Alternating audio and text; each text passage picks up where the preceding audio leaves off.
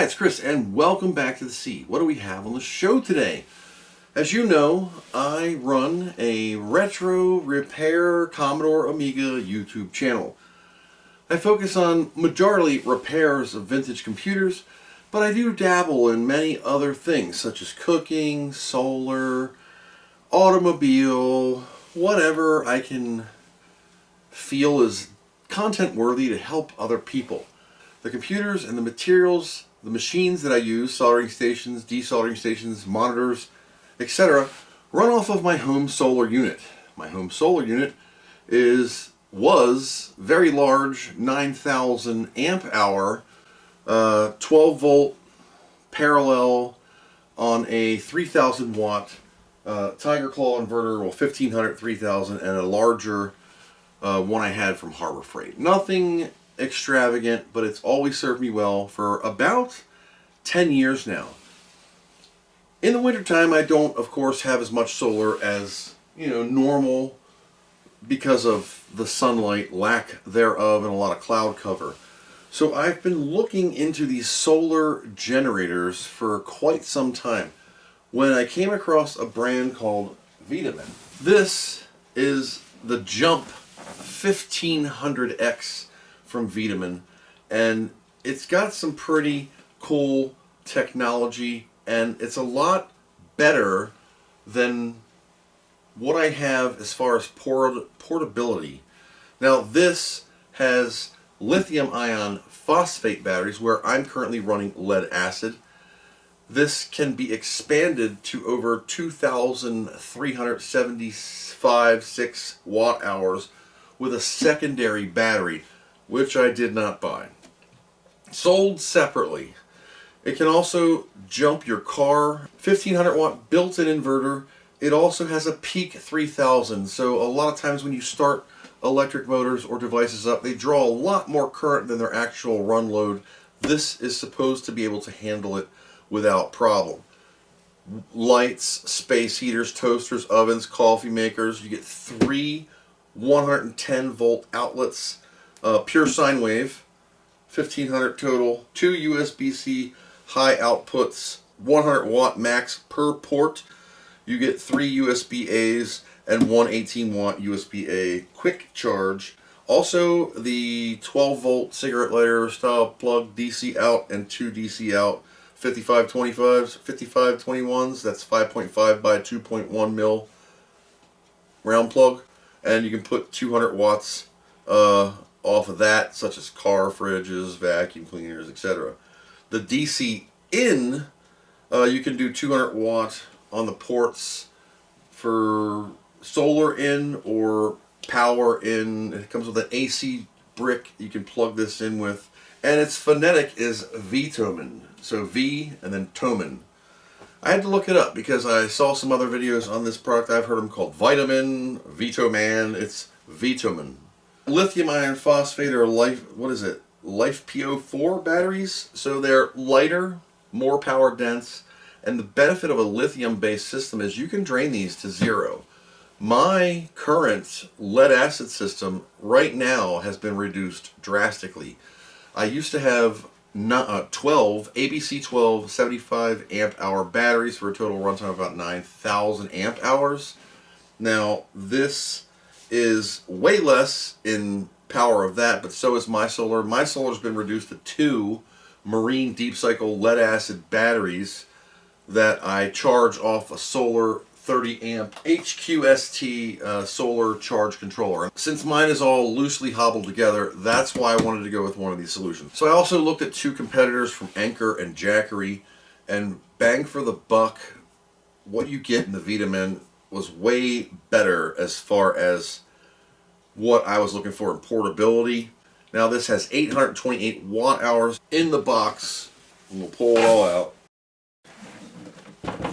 So here's the box that you get with it, and inside you get the manual, some friendly tips, and a registration card. You also get some stickers. The unit was packaged very well with double thick foam. This was in a bag. You get a bunch of Vtoman stickers, make your life easier, some branding, You put them on your car to show that you have one of these and that you're cool. You also have a power brick with 180 watt 24 volt output, 60 50 hertz, 100 through 240 volt. This is the American plug, but there's plugs for your country. This simply plugs into the brick and you can charge it off of the input here. There is also a 5521 or 25, I forget, with you can do solar. On my solar system I have MC4, so I do have. So here's my solar mess and my desk and my printer and a little bit of yuck. I have my solar coming in here off the roof. The two 100 watt panels, Lincoln one up on the roof with these. These are the couplers. And I brought them down here and ran them into the solar charge controller. The little 400 watt Everstart is an emergency off on little DC power station or power inverter that I power a light and whatever I want, like small lights or whatever, to charge a phone. That's why there's all these little charge bricks and USB cables here, because it has a USB on the side. Regardless, the solar comes in and the new Vtoman box has a 5.5 mil by 2.5 this plug, and it also has the two other types. But on the other end is 12 feet MC4. Now it's dark out, so I am generating 0 volts. So these are dark. Here's my positive, hence by the red. My positive is the same connector as coming from the panel. I gotta flip it to this side so it goes in on what would be the negative. And then I have two positives, one for my inverter, sorry for being in your face, and then one for my existing solar system. So it looks a little janky, but it's not tied up. These are the wires that are my MC4 extensions to the DC, whatever the heck it's called, that goes into the Vtoman. These are my now positive and negative terminals for the solar input, and these go to the solar panels on the roof. That's it. I just had to flip-flop connections, and that way, during the day, the solar panels will charge the battery, and at a less reduced rate, the Vtoman. Is the completed loop. Solar panels in, right? Solar panels in, into the splitters. The front side is the extension. These are the thicker 10 gauge going into the charge controller, then over to the battery, and then the DC load is to my little emergency inverter to charge off of solar 12 through 30 volt up to 400 watt, which divided in half will give me, I think I have 250 watts on the roof, so it'll give me about 100 and something if it splits it pretty evenly. And there's my solar stuff. I got the plug. Now I can take this plug and plug it in and split the load. It's 99%. There we go. 73 watts. Split the panel. It's almost full, that's why. So you can see it going down 22, 60, 70, 72. It's a cloudy day. I got 100 watts of solar plugged in for this thing. I split the panels between both arrays, the lead acid and this. You can tell when the clouds come over. It's not a very sunny day out. And then I have a direct line to charge this off of my solar panels. I have two 100 watt solar panels, so I split them, so this will get 100 and the other one will get 100. You also get a USB-C to C, a USB-C to A, and even a 12 volt car to charge plug, and a nice carrying case. This is the unit itself. Very attractive. I like the orange and the black. It's clearly labeled with the branding and the nice yellow. I like the, it's rubberized right here. Feels really good. We have a battery expansion and even a car jump starter, which is an optional accessory. Gives you the two battery leads so you can jump a car. And I did some research off of their product page. This can jumpstart up to a 10-liter gas or diesel engine 400 times. It'll work in -4 degrees Fahrenheit to 131 degrees Fahrenheit. That's -20 to +55 for you guys in the old metric zone. We got the 3 AC outlets, pure sine wave, of course. The 4 USBs, the 2 USB-Cs, the 12 volt out. Your chargers will go in here, whether it's solar, the car, or the power brick itself. You also have a 12 volt accessory out. Yep. And 2 5521 DC outs. You can control each unit individually. Just pressing anything will turn it on. 99% right now, and if I turn this on again, you'll see 99 hours. Fan turns on initially and then turns off. Then I have this turned on. If I want these on, I can press this button. Type C, USB turns on. And if I want this one on, I can turn this on for DC out only, or all three at the same time. Turning it off will leave the display on for about 30 seconds. On the rear of the unit, this is really cool too. This big bar is actually a light. It is in low, where's my finger? Medium, high, flashing, ooh, or SOS, Morse code. Pretty neat. And then off. This doesn't have such a high frequency of inbound solar as like a Jackery or one of the other competitors, but that's not what it's meant for. The price comparison for these versus those expensive models was what sold me on this. The reason I went with this is because I live in a small town and we have issues sometimes with power. Hence why I have a solar, hence why I have a back-feeding electric car and all sorts of cool things to keep me going. I used to have to take a lead acid battery to the device and another inverter. With this, I can simply pick this up and move it. It is about 30 US pounds, 14 kilograms in the old metric zone. It's decently light.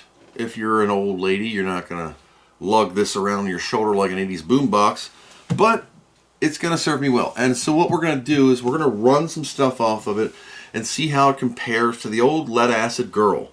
Now I have 2200 watt hours currently based on my two 100 amp hour batteries, divided by half because I can only use 50% of the power of a lead acid battery. You can only run them down to about 50% before they conk out.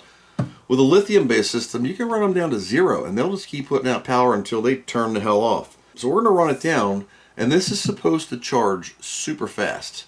This does support pass-through charging, so you can use it while you're charging, because a lot of times when the sun is really bright, it helps me. We have no sun today and we are running off my lead acid stuff right now, and we are down, well, the sun must be peeking through, so it's actually back up.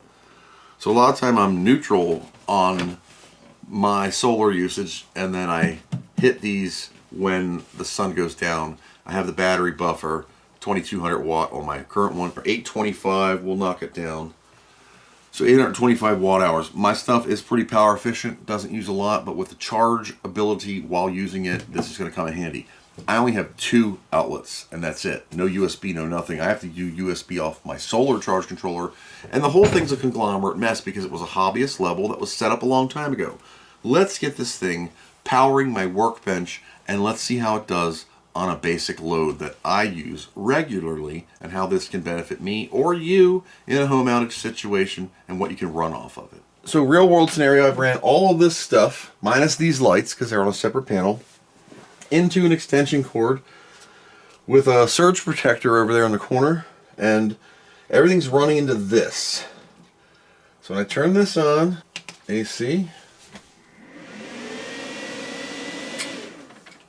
power's on. Now I can turn on my oscilloscope. The big draw, soldering stations. That's ready to roll. This is an AC power supply that I can turn on and just let it run. 2123.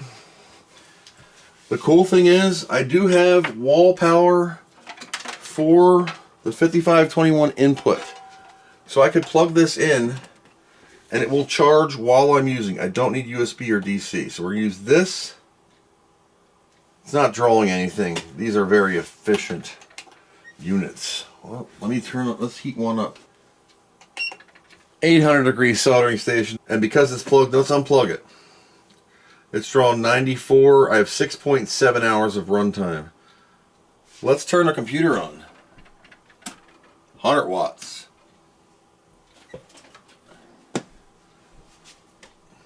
It's not drawing any more current. 97. The monitor surges and comes on, but very efficient stuff around here. A lot of LEDs, flat screens. I didn't turn the second one on yet. It's holding around 90 something watts. Now this will drop off when it's 111, peaking up, 106.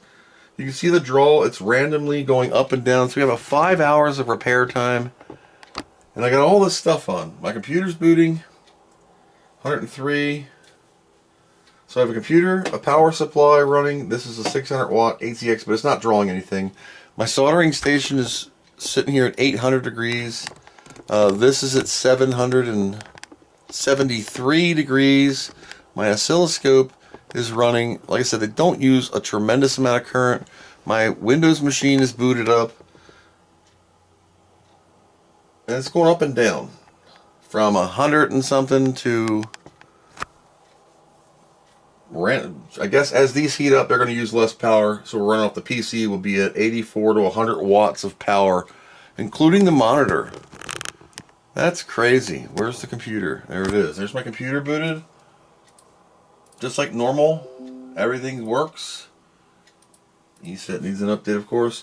The benefit is, so I have 8.5 hours of runtime. If I plug this in, it will start charging 10 hours of runtime, 18 hours of runtime. So with my computer and all this stuff running, it's kind of, the oscilloscope is the most sensitive. When I yank this out, does it kill it and then kick over, or is it instantly on?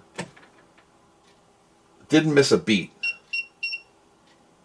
It yelled, it beeped, but that was the oscilloscope. It didn't flicker at all. The soldering station, the pump, 128 watts, peaks at 130. It's jumping around based on usage. If I turn the monitor off, we drop down to 40s, and then I can plug back in. I'm pulling about 90 watts, and we got 1600 degrees of temperature. Soldering iron, this is on and hot. If I put this back in the cooler, look at that, 16, 18, 34, 57. So the computer's solid state, has no fans, and the motherboard uses minuscule watts of power. The monitor itself draws about 30, 40 watts, depending on usage. The soldering irons are 1500 watts a pop. This is in sleep mode. This is 800 degrees, sitting here idle, and we're not even hitting 100 yet. The oscilloscope's on, the power supply's on, and I'm charging. If I yank this, nothing disconnects. That is a game changer. And this is depending on usage. Now I can turn these off, and it'll drop them down to basically nothing. Turn the computer off. It's hard to turn it off. Oh, and the power supply. And that. 5 watts. I'm just powering the surge protector, burning 5 watts of power. And if I unplug this, of course, there's no load. It'll catch up in a second. We're still burning 4 watts and nothing's on. Turn it off. Turn it on. 0 watts. Plug this back in. Turn these on. Instant on. And make sure you plug into the input, not the output. Back up to 100 watts. Turn the soldering iron on. Computer. Monitor. It doesn't jump around a lot, and you can plug it right back in, 100, and you're good to go. Not only do I have this, I do still maintain my original lead acid solar system. Now it's hodgepodge together, and it's not the most professional do because it's hobbyist level. It started out as a hobby, went nuts, and then I refined it minimalistic for what my needs were. So I have at least 6 or 7 hours of runtime. Now this is the basic bottom of the barrel 1500 jump. You can expand this to double capacity with the battery, but the battery was almost as much as the whole unit. The Vtoman 1500 jump. It's going to be a new premier player in this channel's power systems. The reason I do this is to save money in the long run. All the repairs that I do for free, I'm paying for power, tools, supplies. I have help from patrons that help me be able to afford these things, of course. but in turn I repair people's electronics in vintage Commodore Amigas for free. The real test is, of course, when you unplug these, everything goes out.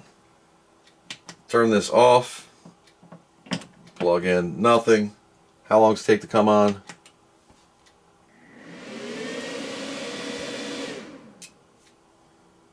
And there you go, everything comes up. So that is the Vtoman Jump 1500. And she's going to be a staple on this channel. Now I might get into some more solar generators, because when I go into a hobby, I kind of just go all out, and I like to share with you the products that I use. We're going to give this a longer test. It's not like this is going to be the only review of this product. I'll jump back in the future videos and we'll see how it's been holding up, how it's been doing. Is it the right product for you, just for a hobbyist level? Are you worried about when the power goes out, you can watch the TV still and get internet and all sorts of cool stuff? So that's kind of neat. When I have my big solar system, the whole neighborhood would be without power. I'm upstairs watching television. Now with a safer lithium iron phosphate battery, I don't have to worry about fires or heat or anything. Of course, anything can go wrong with anything. It's not perfect. These are a lot safer, rated for indoor or outdoor use.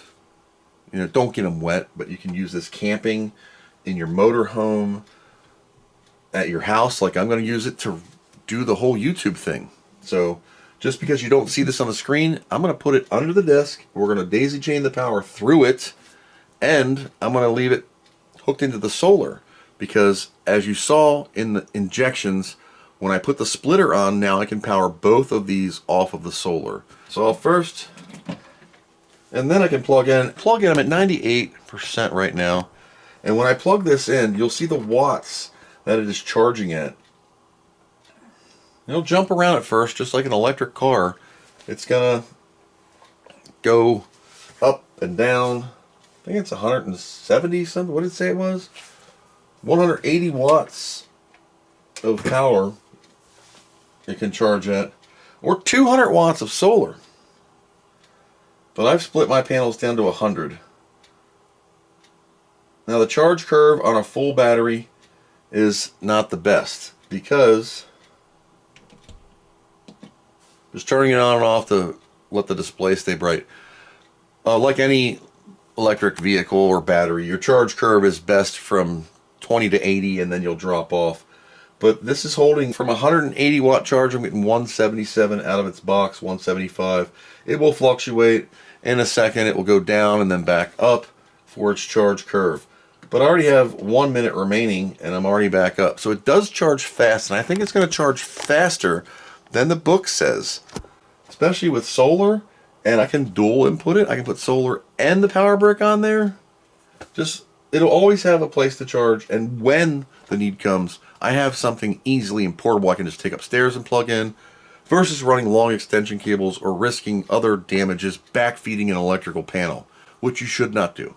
I'm very impressed with this so far. I've only used it for 10 minutes, but I'm going to give it a longer term run, and we'll report back in the future. So if you're interested in this product or anything else I use on the channel, I always provide the links in the tools in the description below. I'm sorry this is not a computer repair video. I was just super excited about this, and I do videos on many other things. And I want to expand some more solar stuff, like bigger panels. I've been upgrading little pieces at a time as I can.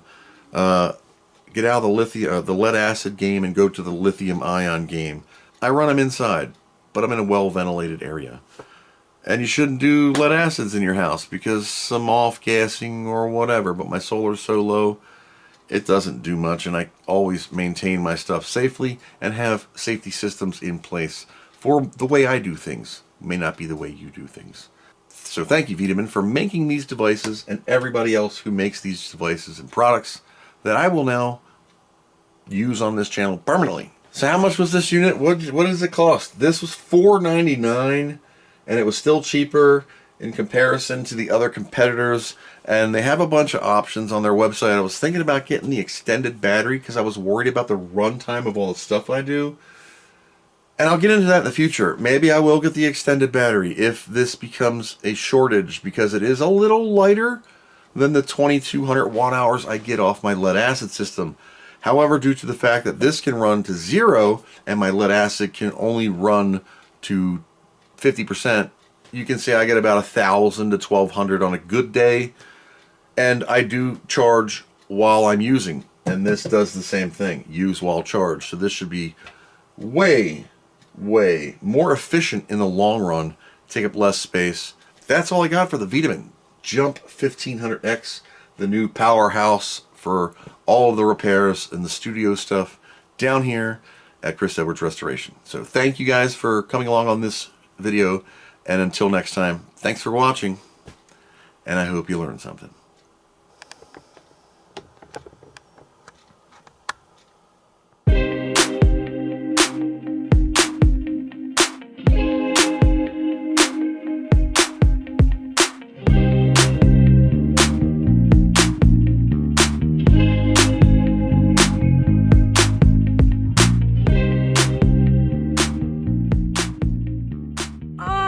What do you know from funny, you bastard?